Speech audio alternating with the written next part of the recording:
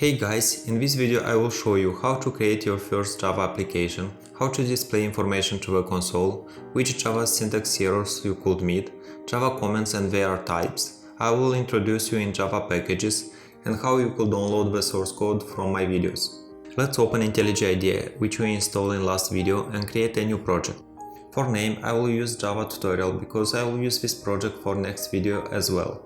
For location I will use eDriver. You could set a location in which you would like to have it. Let Java language and build system to be IntelliJ. Select version 17 for JDK and press create. On the left side we have a project structure. As you can see, is the project name and location, and src folder, which is the main folder of the project. Before we will create our first class, let's check quickly Java class name convention. Class name should be a noun, like book, bike, cat. If class name contains multiple words, it should be camel case. For example, Spring Builder, Process Builder, Input Stream, Output Stream, Null Pointer Exception. A class should be specific, should have only one responsibility, because it's easy to read, understand and maintain the code. We will follow this rule in practice. So let's create our first class. Press right click on src folder and choose new class. Let's name it my first class. Java class files has Java extension. Public is Java reserved keyword. We will discuss about it later. Java classes should have a class keyword in front of a class name. Class name should be equals with a file name without extension. Let's create an entry point in our application, which is a main method. Don't worry about all of these keywords, we will discuss about them later. Now let's write a comment which will display a message in console. Java is case sensitive, so please make sure that you write it correctly. System with capital S .out.println, a set of parentheses and semicolon at the end. Within the parentheses, add a set of double quotes and write hello world. Let's run our application. In front of main method it's a green button. Press on it and choose run. On the bottom we could see output of our application and we can see our hello world message. Let's print another message. This is my first Java program, and run the application. In console are our both messages. Let's write one more message. Now I am Java programmer. Run the application, and in console, as you can see, it's all messages. Now I will show you two syntax errors which you could meet during the study. For this, let's create a new class and name it javasyntaxerrors. Let's copy the main method from my first class and put it here. Now let's assume that we forgot a semicolon at the end of the last message and see what happened. IntelliJ is showing with red line that here it's a problem.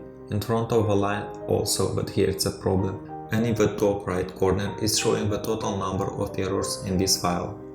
If we will try to run our application, we will see that we will get a build error. This is the error message. Here we can see the file where it's the error and on which line in the file. Let's fix it and see another one. Misspelled the command. For example, we wrote println with double n. The error is showing that the method println with double n wasn't found. If we will run our application, we will see that build failed. Error message is more complex, but don't worry, it's showing the file where it's the error and the line. With this information we could figure out where it's the problem and fix it. Now let's discuss about comments. A comment is a text that is ignored by the compiler. Java has three types of comments. Line comments start with double slash and ignore the text until the end of the current line. Block comments start with slash star and ends with star slash. It could contain a line, a part of line, or even multiple lines. Java doc comments start with slash star star and ends with star slash. It's used to generate documentation from the source code. Let's comment the line with syntax error and the last line. And let's delete the semicolon from this line. Now when we will run the application, we will see only the hello world. Let's create a new class and name it javacomment. Let's copy the main method from my first class.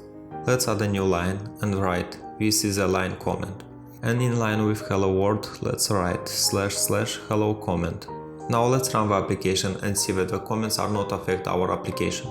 If we will add / in front of the hello world and run the application, we will see that the hello world wasn't printed, because everything which is after / is considered as a comment.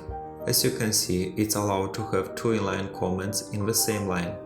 Now let's add a new line and write block comment with multiple lines. Add a small comment in front of a second message. If we will run the application, we will see that the comments don't have any affection. Even a small comment in front of our second message, because the block it ends before the println command is written. Block comment with inline comment is allowed, but with nested block comment not.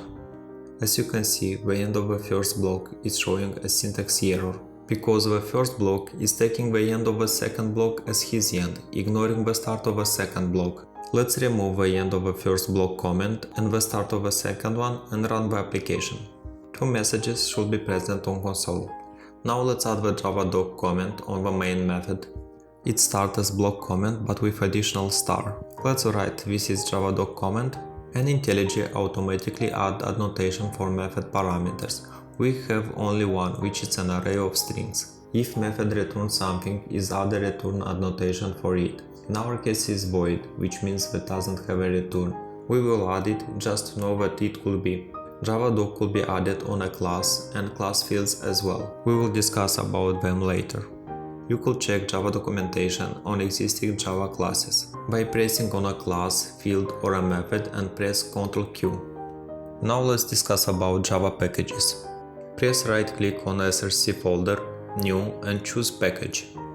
Package in Java is like address in real world. It indicates where is our class. This is necessary to make a difference between other classes which could have the same name. For package it's used to reverse domain name, all lowercase. For example, my domain is erapropath.com.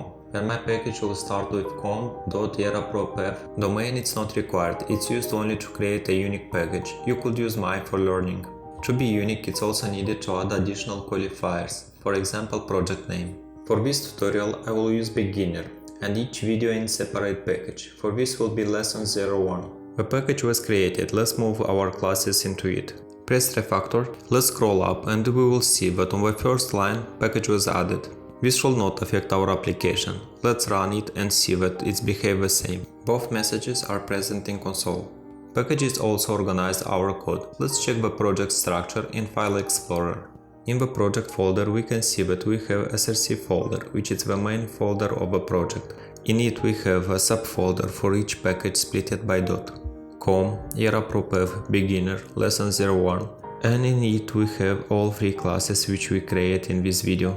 In next video we will learn how to use the package. The source code from my videos you could find on GitHub. Link is in description of the video. Thank you for watching. If this video was helpful, make sure to hit the like and subscribe buttons.